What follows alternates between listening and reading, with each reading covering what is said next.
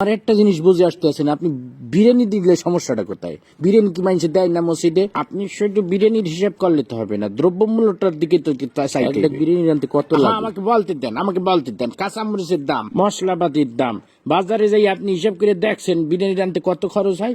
আপনি খালি বিরিয়ানি হাঁটতে আসে বিরিয়ানি রানতে বর্তমানে যে খরচ হবে ওইটা দিয়ে ঢলঢলা খিচুড়ি আপনি 50 জন মানুষ এক পুরো গ্রাম ধরে আপনি খাওয়াই দিতে পারবেন। বুঝলাম না, প্রতি বছর ইফতারির সময় আপনার এত হিসাব করবোই তো, সমস্যাটা কি আপনার? আপনি খালি খাওয়ার হিসাবটাই বুঝলেন, আপনি দ্রব্যমূল্যের হিসাবটা বুঝবেন না। আপনি কি মনে হচ্ছেন আমি কি বহুত টাকার মালিক হয়ে গেছি? হ্যাঁ, এখন যত কামাই তত খরচ। এই যে আপনার মসজিদে প্রতি মাসে ইমাম সাহেবের বেতন না দিলে ইমাম সাহেব চলবে কেন? থামেন, আমার কথা বলতে দেন। আবার এই যে রমজান মাস আইছে, তারাবি পড়াবে, হাদিয়া দিতে হইবে না? আমার খরচ কি কম?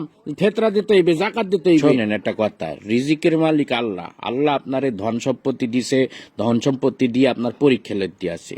এই টাকা পয়সা যখন তখন আল্লাহ লইয়ে যেতে পারে। আপনি এই টাকা পয়সা আপনার জানে সৎকা করবেন, ফেতরা দিবেন। মুসলমান হিসেবে এটা আমাদের সকলের দায়িত্ব। সবাই দিয়ে বয়ান করে বুঝানো যায় না, বুঝছো?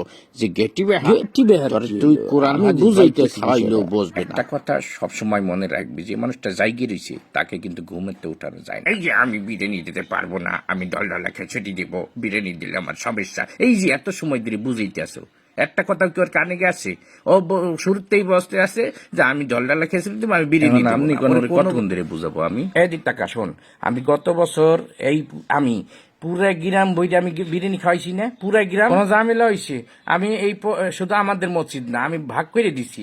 আমি পশ্চিম পাড়া মসজিদে দিছি, উত্তর পাড়া, দক্ষিণ পাড়া সব মসজিদে আমি ডেক করে বিরিয়ানি পাঠাই দিছি। কোনো সমস্যা হয় নাই, শর্টও পড়ে নাই, সবাই তৃপ্তি সহকারে খাইছে। আমার মনে হয় আমার মতো সভাপতি এই মসজিদে ইতিপূর্বে আর আইসি কিনা আমার জানা নাই।